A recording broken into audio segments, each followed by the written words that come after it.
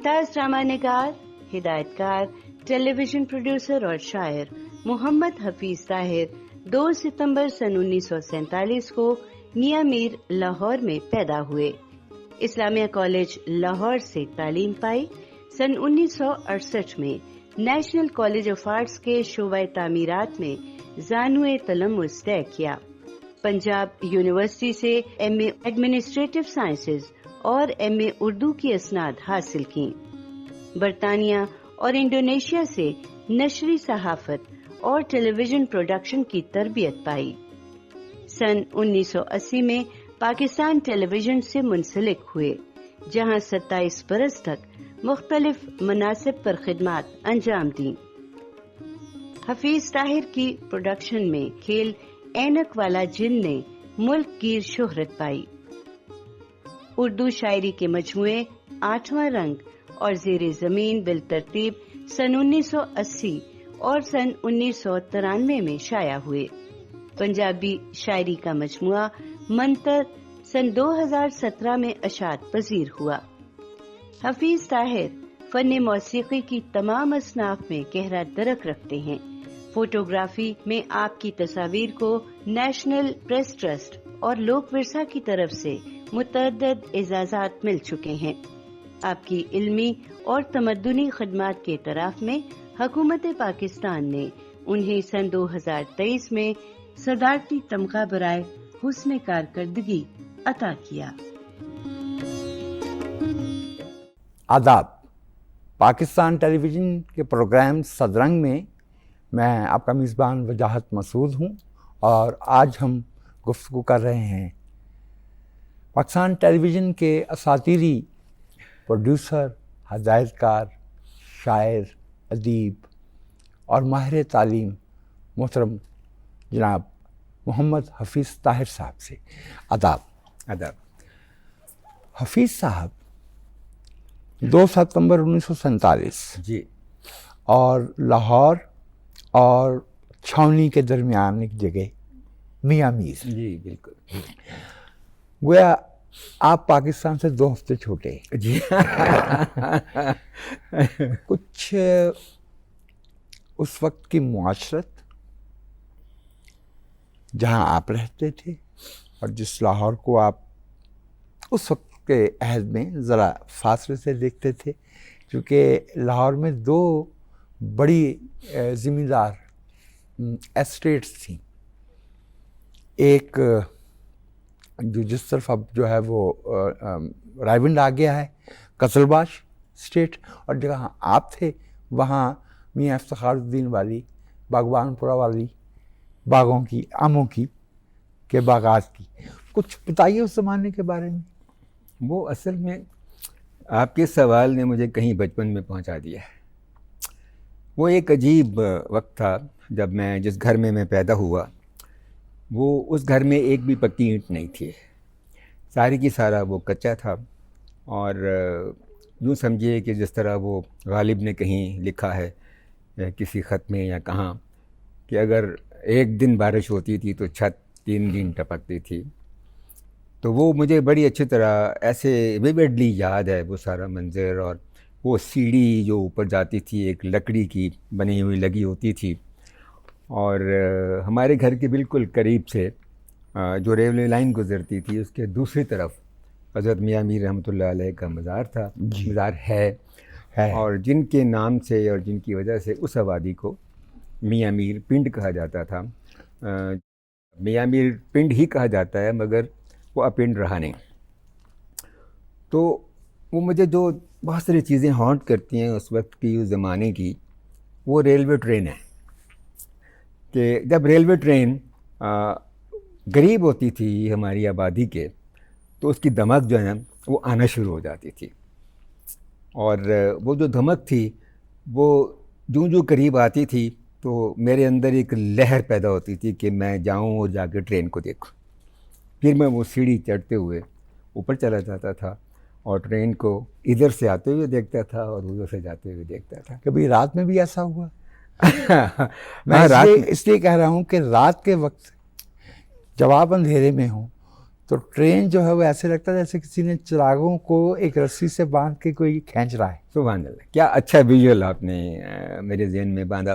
بالکل رات کو بھی کئی بار دیکھا, اور وہ بالکل ایسے ہی ہے جیسے کوئی میرے ذہن میں کوئی ایک پرانی کوئی 60s کی 70s کی کوئی فلم, ان میں سین ہوتے تھے, بالکل وہ سین بالکل میرے ذہن کے اندر محفوظ ہے.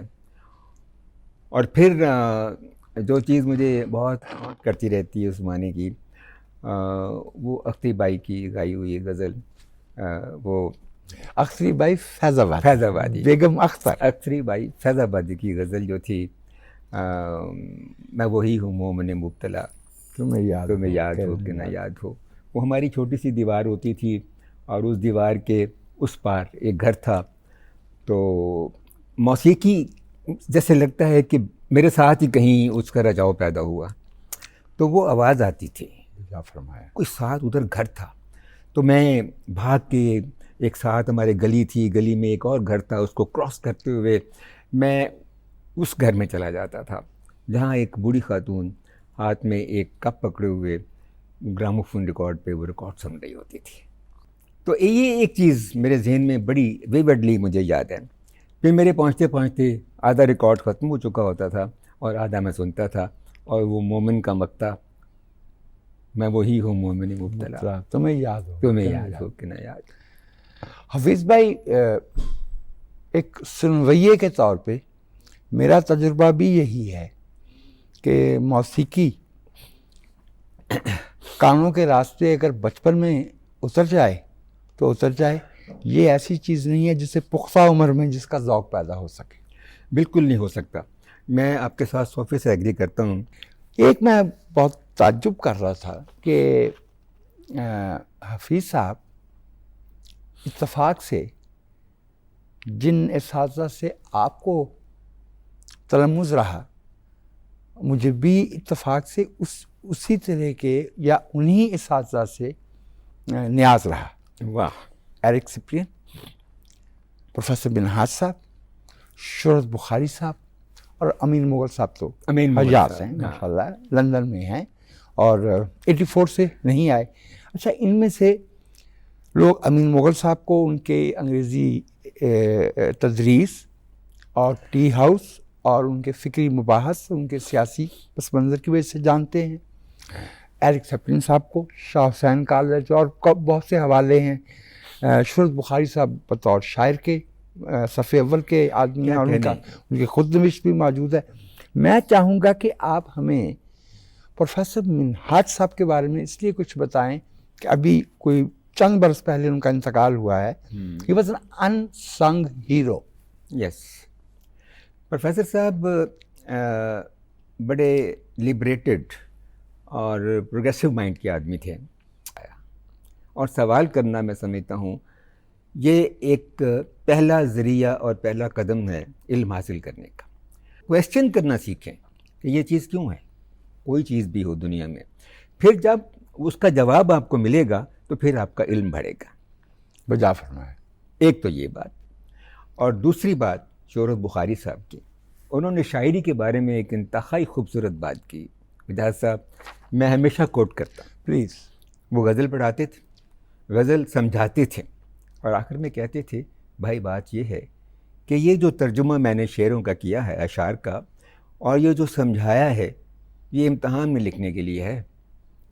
غزل تو اصل میں محسوس کرنے کی چیز ہے, یہ شاعری ایک کیفیت کا نام ہے. وہ تو کوئی اور چیز ہے. شاعری ایک کیفیت ہے, کیفیت ہے محسوس کرنے کی. اسے پیرافریز اگر کر سکتا تو شعر کیوں کہتا ہے؟ شعر کیوں کہتا ہے؟ شہرت بخاری صاحب کا آپ نے ذکر فرمایا تو شہرت صاحب کا مجھے بھی ایک شعر یاد آیا. انگنت ان کے اشعار جو ہے وہ ضرب المثل ہو گئے. یاد رہ جاتی ہیں باتیں شہرت, واہ واہ, یاد رہ جاتی ہیں باتیں شہرت, دن بہرحال گزر جاتے ہیں.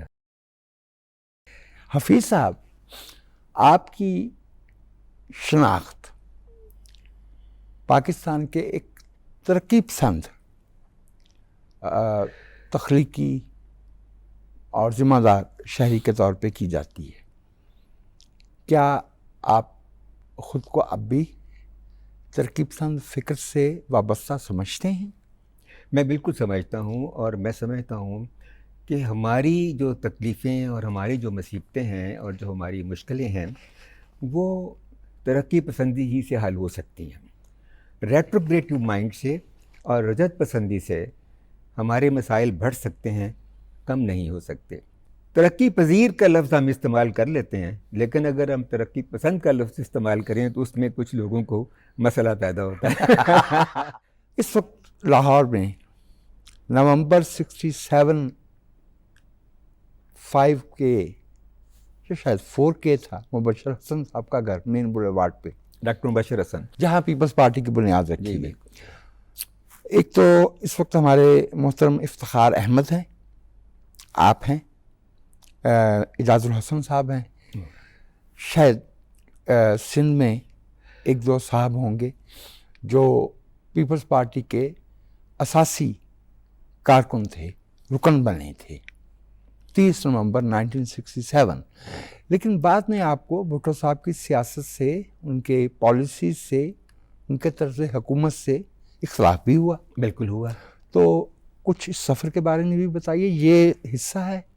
دیکھیے بات یہ ہے کہ چونکہ I was born with a progressive mind, right, اور میں نے بہت مشکلیں دیکھی زندگی میں اور بہت تکلیفیں اٹھائیں، اور بڑی مشکل سے اپنی زندگی کو کارو کرنے میں کامیاب ہوا۔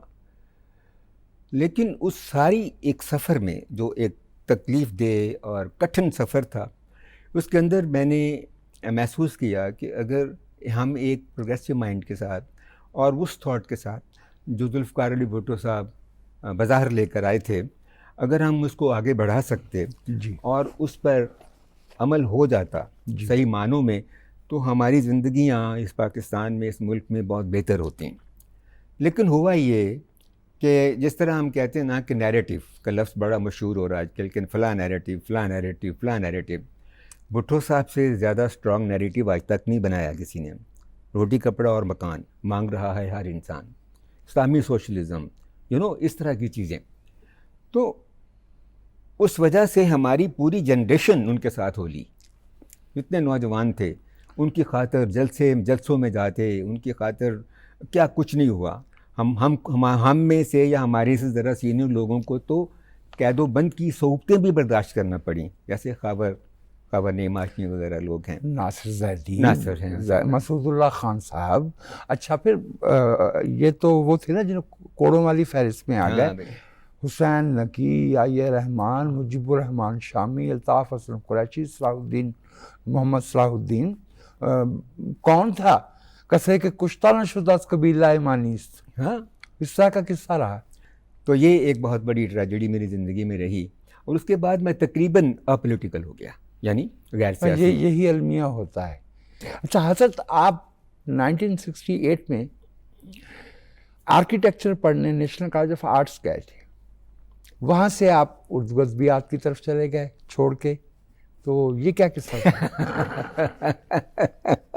یہ میری زندگی کا بڑا دلچسپ موڑ ہے۔ دیکھیے استاد کس طرح شاگردوں کی ڈیسٹنی بدل سکتے ہیں، جی، یہ وہ موڑ ہے میری زندگی کا۔ میں نے NCA جوائن کیا BSc کرنے کے بعد اسلامیہ کالج سول لائن سے۔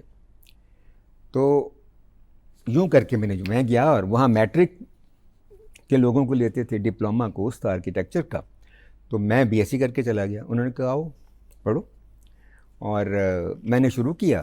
جب 1 سال سے کوئی زیادہ عرصہ ہو گیا تو ایک امتحان ہوا، اور انگریزی کے پرچے میں میرے نمبر آ گئے کوئی 92-93%۔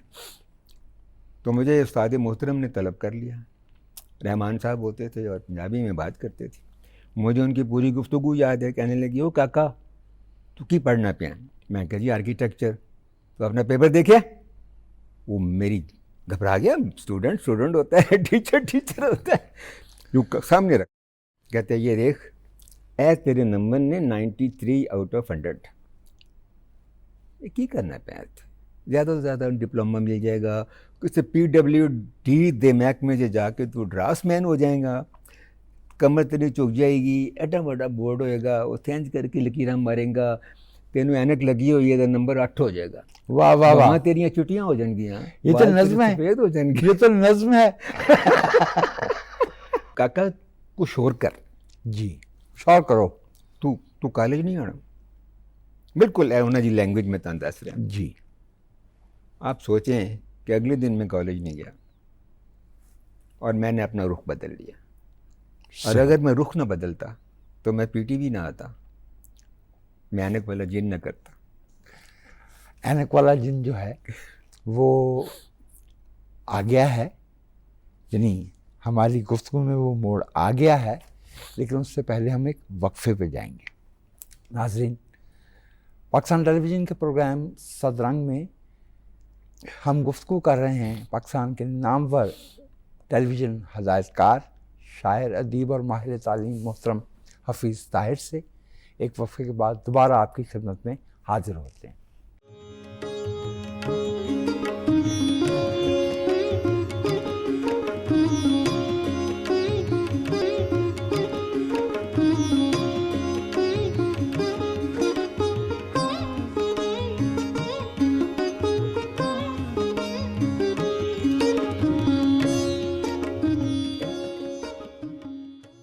پاکستان ٹیلی ویژن کے پروگرام صدرنگ میں آپ کو ایک بار پھر سے خوش آمدید کہتا ہوں, اور ہم گفتگو کر رہے ہیں پاکستان کے نامور ٹیلی ویژن ہدایت کار, استاد, شاعر اور صاحب دانش محترم حفیظ طاہر صاحب سے. اچھا حفیظ صاحب, یہ آپ کو پاکستان ٹیلی ویژن میں جو ایک ہی یعنی صوتی نشریاتی ادارہ تھا, تو آپ کو پی ٹی وی میں آنے کس نے دیا؟ اچھا دیکھیے, یہ بھی میں سمجھتا ہوں کہ یہ ایک this is a miracle of my life.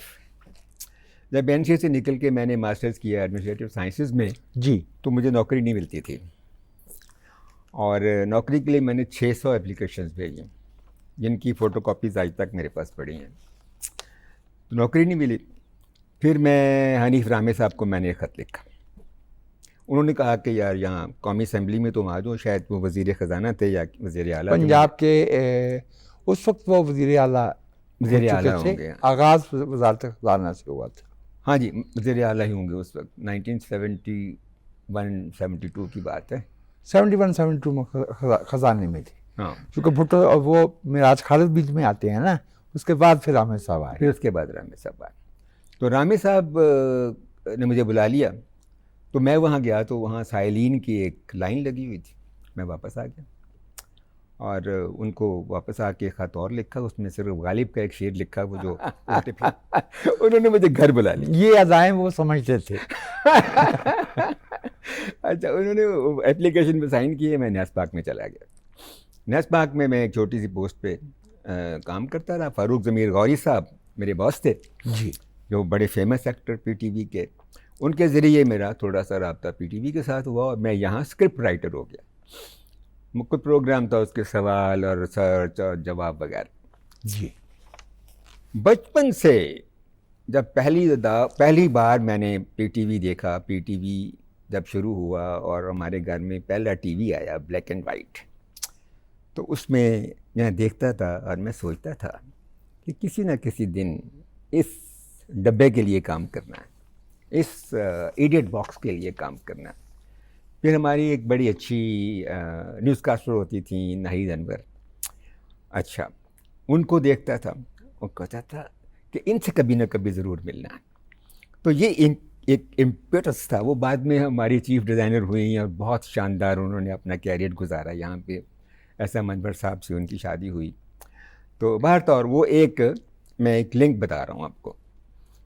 اس کے بعد جب نیس پاک میں آئے اور پھر جب ساتھ ساتھ میں نے فلم جرنلزم کیا, وہ تو میں نے شاید آپ سے بات کی. جی, وہ اس پہ آئیں گے اس پہ بھی آئیں گے. فلم جرنلزم کیا, ایک رسالہ ممتاز تھا, اس میں نے پلک میں بھی چیف رپورٹر کے طور پہ کام کیا. پلک میں بھی کام کیا آپ نے؟ پلک میں میں ایڈیٹر رہا ڈی فیکٹو. اس کے بعد پھر جابز نکلیں, میں نے اپلائی کر دیا. کوئی سفارش نہیں, کچھ نہیں.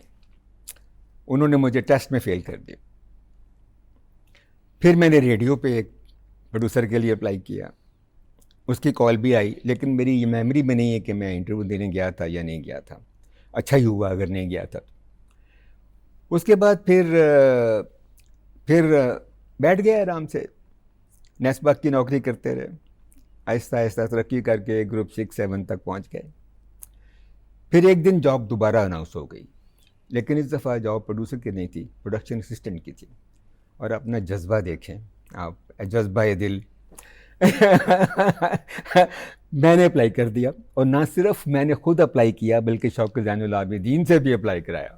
وہی جو ساتھ لے کے چلنے والی آپ کا بات کر رہے تھے، جی وہ بات مجھے یاد آ گئی کہ ہم جیسے لوگ صرف اپنے لیے نہیں سوچتے، دوسروں کے لیے بھی سوچتے. شوکت زین العابدین اگر میں غلطی نہیں کرتا تو بعد میں ضیاء محی الدین کے برادر نسبتی بھی ہوئے. وہی ہے. ہاں. تو یوں ہوا کہ پھر ٹیسٹ نہیں ہوا. انہوں نے کچھ میری بہتر ہو گیا تھا پروفائل، میری کتاب چھپ چکی تھی پہلی 8واں رنگ اور 80 میں. ہاں جی. تو وہ چھپنے کی وجہ سے کچھ فلم جرنلزم، کچھ پی ٹی وی کے لیے تھوڑا بہت کام، تو انہوں نے مجھے بلا لیا انٹرویو کے لیے. انٹرویو میں فضل کمال صاحب اور آغا ناصر صاحب اور بڑے بڑے لوگ بیٹھے ہوئے ہیں، اور میں فقیر انٹر ہوتا ہوں اور جا کے ان کے سامنے بیٹھ جاتا ہوں. تو یوں دیکھتے ہیں مجھے اور سوال کرتے ہیں پہلا کہ یار صرف یہ بتاؤ کہ ٹی وی کے کیمرے میں فلم کون سی پڑتی ہے؟ لو، میں نے کہا جی اس میں کوئی فلم نہیں پڑتی حضور، اس میں بیم ہوتی ہے، 3 بیمز ہوتی ہیں، اور ان کی تینوں بیم جو ہوتی ہیں وہ امیج کو لے کے پیچھے جاتی ہیں، وہ ریکارڈ ہو جاتا ہے. جاؤ. دوسرا سوال ہی نہیں کیا. میں نے کہا کہاں رکھنا ہے انہوں نے مجھے، جنہوں نے میرا کوئی انٹرویو ہی نہیں لیا، کوئی پوچھا نہیں، کوئی سوال نہیں کیا، نہ آگے نہ پیچھے، کہاں رکھنا ہے؟ لو جی کچھ دن کے بعد وہ لیٹر آ گیا. یہ آپ کی پہچان. بڑے لوگوں میں نے دیکھا کہ جو ان کی پہچان ہوتی ہے وہ یک وقت اس سے کچھ کوفت میں بھی آ جاتے ہیں.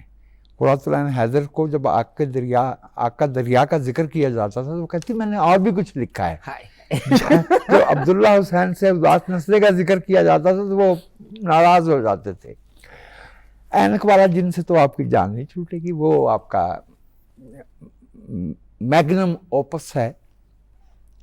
یہ خیال کس کا تھا اور کس سے یہ سلسلہ شروع ہوا، اور کب آپ کو اور ٹیلی ویژن کی انتظامیہ کو یہ اندازہ ہونا شروع ہوا کہ یہ تو فلیگ شپ پروگرام بن رہا ہے، بچوں کے لیے وہ پروگرام تھا؟ جی یہ آپ نے بات بالکل صحیح کہی کہ واقعتاً مجھ سے ہمیشہ اینک والا جن کی بات ہوتی ہے، اور تھوڑا سا میں محسوس ضرور کرتا ہوں کہ یار میں نے تو آگ سیریل کیا، اس پہ بھی ایوارڈ ملا، میں نے روگ سیریل کیا، اس پہ نامینیشن ہوئی، میں نے اماں کیا، اس پہ میری ایوارڈ کی نامینیشن ہوئی، میں نے سدا بہار کیا میوزک پروگرام، اس میں ایوارڈ کی نامینیشن ہوئی، 4 پی ٹی وی ایوارڈ ملے. جی تو بات صرف اینک والا جن کی ہوتی ہے.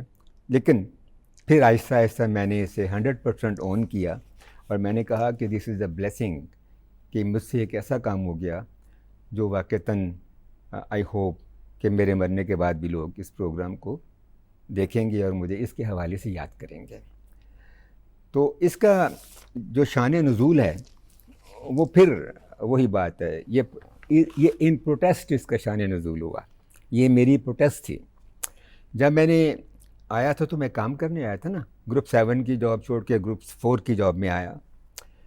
تو پھر میں جب یہاں آیا تھا تو میں نے آئیڈیاز دینے شروع کیے، کبھی میوزک کا دے رہا ہوں، کبھی کوئی ڈرامہ سیریل کا دے رہا ہوں، کبھی کوئی شارٹ سٹوریز کا دے رہا ہوں. آئیڈیاز اپروو ہوتے تھے لیکن کرتے دوسرے پروڈیوسر تھے، یا اس کا چھوٹا سا پورشن مجھے مل جاتا تھا. پھر میں نے سوچا کہ میں کیا کروں. پھر میں نے اس کو چیلنج کو لیا. میں نے دیکھا کہ ایک چیز ایسی ہے، ایک سیگمنٹ ایسا ہے جس میں کوئی پروڈیوسر خوشی سے کام نہیں کرنا چاہتا، اور اس کو وہ لوور لیول کا کام سمجھتے ہیں، اور وہ تھا چلڈرن سیگمنٹ.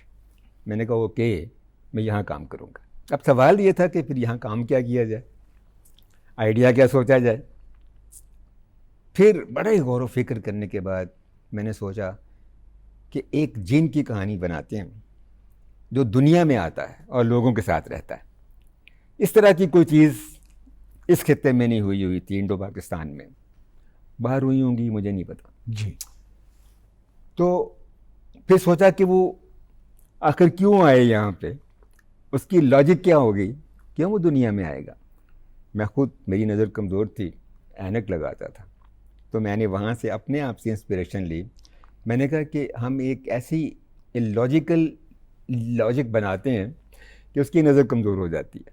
اب جن کی نظر کمزور ہو جاتی ہے, اٹ واز سچ اے فن. اور شہنشاہ جنات اسے دھکا دیتا ہے کہ جاؤ دنیا میں جاؤ اور اپنی نظر ٹھیک کرواؤ یا اینک لگواؤ. پھر وہ دنیا میں آتا ہے. And the rest is history. دنیا میں آتا ہے اور اسے معلوم ہوتا ہے کہ وہاں سے بصارت کمزور لے کے آیا, یہاں بصیرت کا مسئلہ ہے. اچھا, ویسے اس میں ایک مکالمہ تھا, وہ بھی آپ کی اس بات سے مجھے یاد آیا کہ وہ اسے کہتا ہے کہ تم جا کے دنیا میں جاؤ اور اینک لگواؤ, تو کہتا ہے کہ وہاں تو پہلے ہی سے بڑے بڑے جن رہتے ہیں. اچھا, اس کی باڈی لینگویج بھی جو ہے نا, وہ دیکھتے ہی جو ہے وہ نقش ہو جاتی تھی, تو بہت سہولت سے. اور اس کا جن ہونا جو ہے وہ اس کی ہیبت کی وجہ سے نہیں تھا, حیات قضائی کی وجہ سے تھا. ہاں, اس کی اصل میں سوچا یہی تھا کہ مجھے نا سارے آئیڈیا کو بدلنا ہے. لوگوں کے ذہنوں میں جنات کا تصور جو تھا نا, وہ تھا ایک ہیبت ناک کا, اور ایک موٹا سا, اور اس کی بودی اوپر رکھی ہو, اور وہ گنجا سا ہو, اور فلاں ہو. اس کو میں نے بدل کے رکھ دیا. پریاں خوبصورت ہو سکتی ہیں تو جنات بھی خوبصورت ہو سکتے ہیں. ہم موسیقی کے بارے میں بات کر رہے تھے تو ذکر آیا, اور ہم میں سے کون ہے جس کے بچپن میں اختری بائی فیض آبادی نہ ہوں, پنکج ملک نہ ہوں, کے ایل سہگل نہ ہوں. بیان ہی میں نے کوئی ایسا ادیب بڑا نہیں دیکھا جسے بچپن سے کسی نے مطالعے کی طرف راغب نہ کیا. اور ہمارے بچپن تک بچوں کے لیے بہت اچھا لکھنے والے موجود تھے ہمارے ملک میں. دنیا میں تو اینڈرسن بھی ہے, سعید لخت مسعود اشر کے بڑے بھائی, تعلیم و تربیت میں لکھتے کے مدیر تھے سر.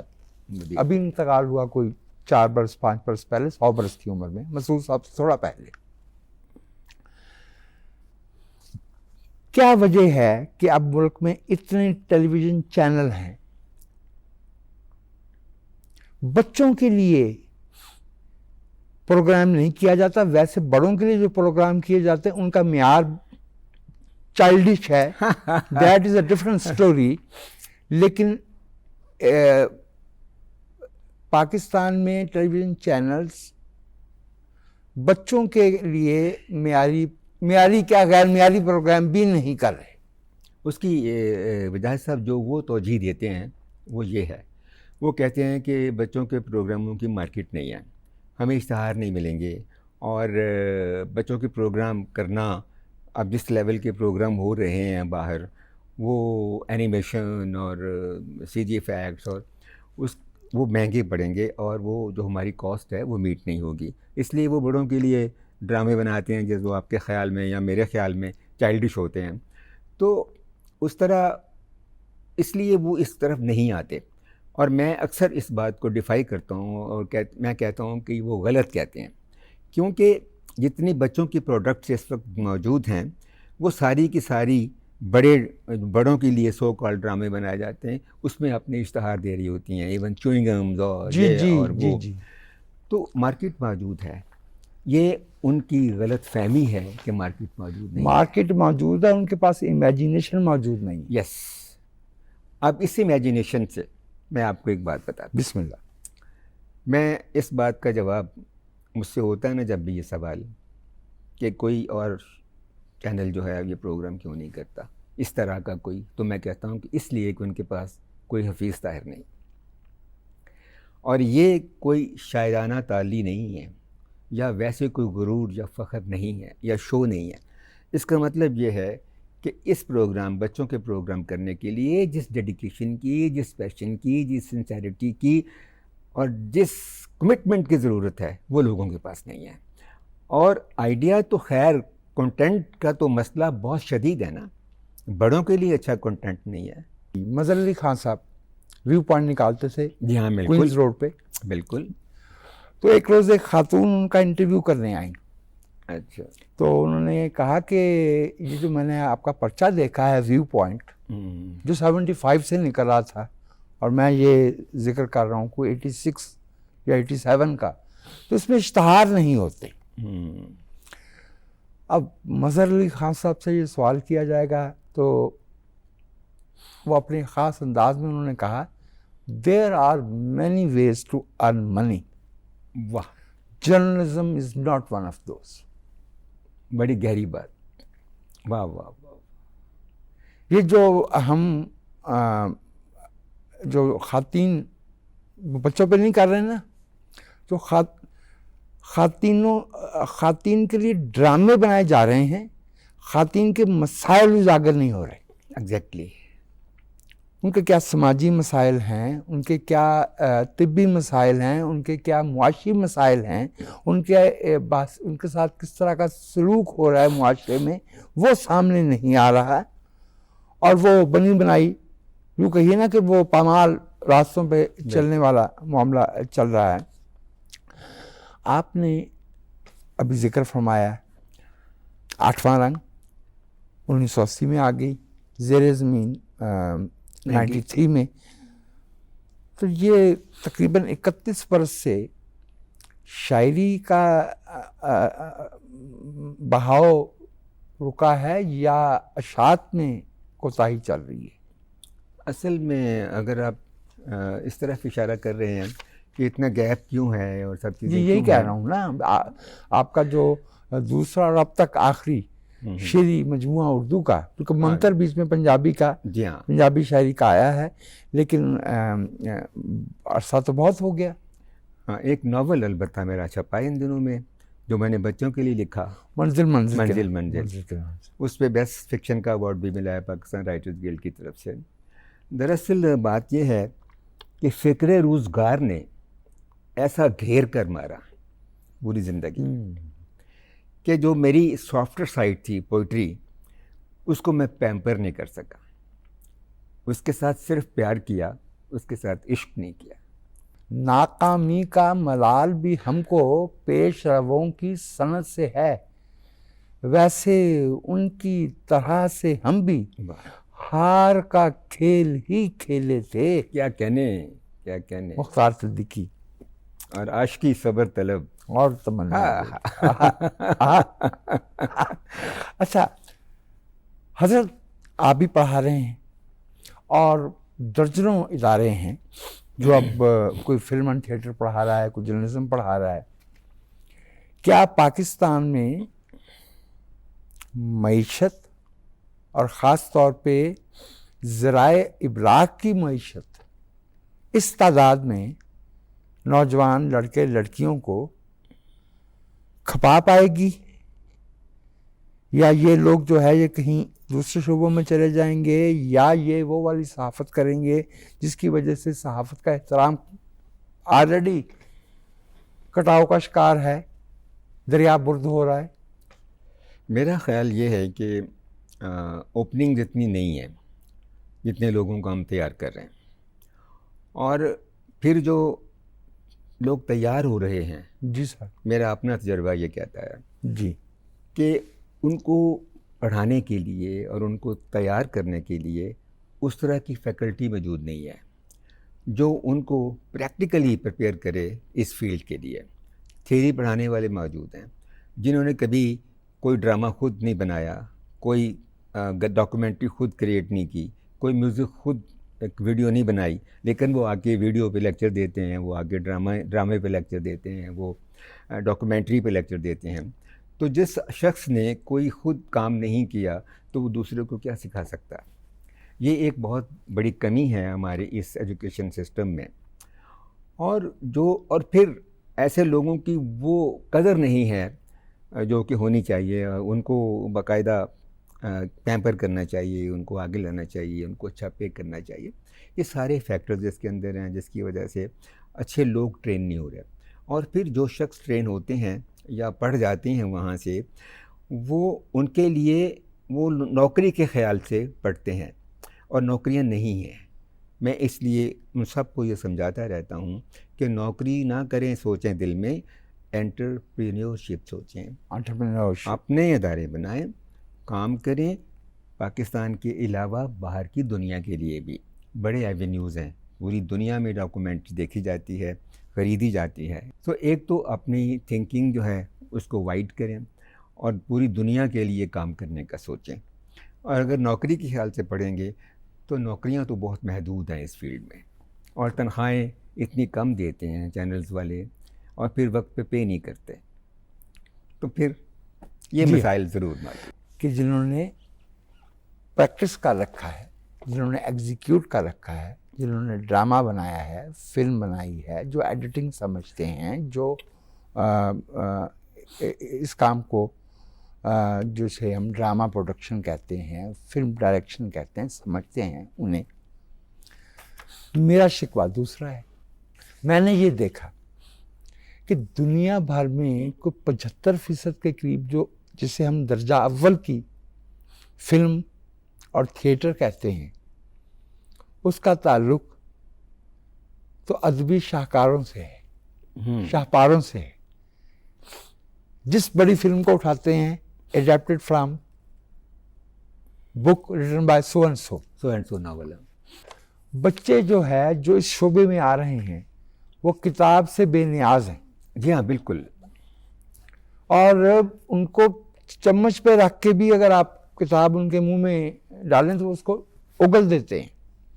مجھے یہ بتائیے کہ بغیر ادبی روایت سے اور اپنے ارد گرد کے ہم اثر حالات سے آگاہ ہوئے اچھا ڈرامہ, اچھی فلم, اچھا پروگرام کیسے تخلیق کیا جا سکے گا؟ This is simply not possible, simply not possible. میں آپ کے ساتھ کوئی اختلاف رائے نہیں رکھتا اس بارے میں. میں آپ کے پاس 100% سہمت ہوں اور متفق ہوں, کیونکہ یہ ٹریجڈی میرے ساتھ پچھلے 15 سال سے چل رہی ہے. مجھے 15 سال ہو گئے پڑھاتے ہوئے. جی. جب بھی میں جاتا ہوں پہلی کلاس لیتا ہوں اور ان سے پوچھتا ہوں کہ کسی نے پچھلے سال کوئی ناول پڑھا؟ جواب آتا ہے نہیں. افسانہ پڑھا؟ جواب آتا ہے نہیں. کوئی کلاسی فلم دیکھی؟ جواب آتا ہے نہیں. کیا دیکھا؟ Social media. یو سی, جب میں انہیں یہی سمجھاتا ہوں کہ کتاب جو ہے وہ آپ کا فیول ہے. اگر فیول گاڑی میں نہیں ڈالیں گے تو گاڑی نہیں چلے گی. وہ آپ کی ان پٹ ہے, وہ آپ کی کوڈنگ ہے. کوڈنگ نہیں کریں گے تو ڈی کوڈنگ کیسے ہو پائے گی؟ یہ جتنی دفعہ میں جوری میں بیٹھتا ہوں, بہترین کیمرہ ہے, نئی سے نئی ٹیکنیک لے کے آ رہے ہیں, ڈرون سے جو جی ہم نے فوٹوگرافی کی ہے, ٹھیک ہے, بہت اچھا کیا آپ نے. Where is the story? Where is the story? کہانی کہاں ہے؟ اصل چیز تو وجاہد صاحب اسٹوری ٹیلنگ ہے. یہ سارے ٹولز ہیں. یہ کیمرہ ایک ٹول ہے, یہ ایڈیٹنگ یونٹ ایک ٹول ہے, یہ سیٹ ایک ٹول ہے. بالکل. اور یہ سارے لوگ جو ہمارے ماہر ہیں یہ آپ کے میسج کو آگے بڑھانے کے لیے کام کرتے ہیں. لیکن میسج کدھر ہے؟ میسج کیا ہے؟ میسج تو کتاب سے ہے. میرا بہت پیارے دوست ہیں صابر نظر جی, تو وہ ایسے موقع پہ کارٹون بنایا کرتے ہیں جس میں کسی بھی شخصیت کا دماغ کا ڈھکن کھول کے پوچھتے ہیں, سوال اوپر لکھا ہوتا تھا one liner, where is the pulp.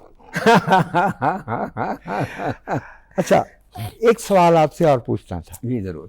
کیونکہ آپ پاکستان میں ایک بہت اچھے تخلیقی امیجنیٹو فوٹوگرافر کے طور پہ بھی جانے جاتے ہیں. جی, آپ کو اس میں ایوارڈز بھی ملے ہیں. یہ شوق کیسے ہوا؟ چونکہ اگر میں غلطی نہیں کرتا تو اب سے زیادہ سے زیادہ 25 برس پہلے تک یہ بہت مہنگا شوق تھا. جی بالکل. فلم, کیمرہ, لینس, اب بھی اچھی فوٹوگرافی از ناٹ انیکسپینسو. تو یہ کیسے ہوا اور پھر اس میں خاص آپ کی دلچسپیاں, یہ زاویہ کدھر سے آیا؟ دیکھیے ایسا ہے کہ